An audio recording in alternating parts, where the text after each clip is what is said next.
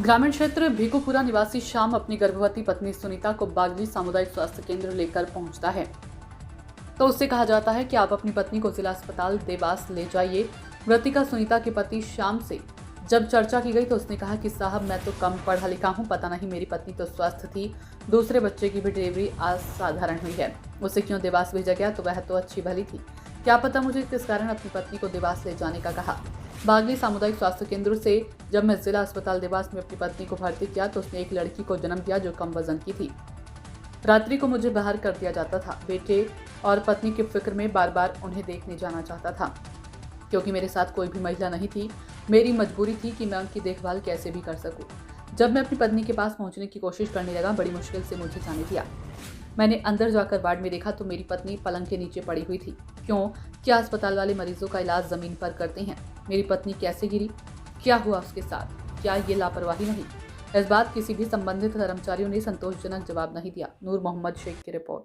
General ward में थी, उसके बाद में फिर बाहर कर दिया था 25 नंबर वार्ड।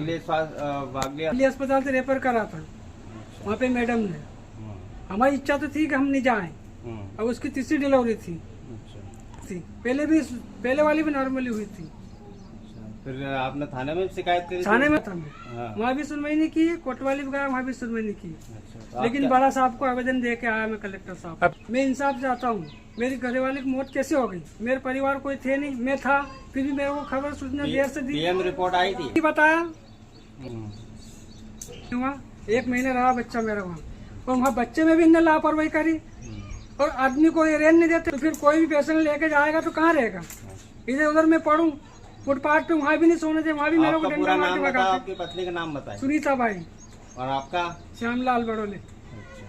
अस्पताल 10 बजे रात को, 10:30 बजे रात को मेरे को अस्पताल से बाहर कर दिया था। मेरी बच्ची भी ठीक थी, मेरी पत्नी भी सुनीता ठीक थी। तो बाहर निकालने के बाद 2-2:30 बजे रात को ही आए। कब की बात है? जुलाई में? जुलाई में। अच्छा, 2 तारीख को। हाँ, फिर क्या जब मैं अस्पताल के बाहर बैठी रहा, मेरे को अस्पताल से बाहर भगा दिया था धक्का मार के। हाँ। गार्डों ने निकाला था धक्का मार के मेरे को, बोले निकल निकल बाहर का आदमी।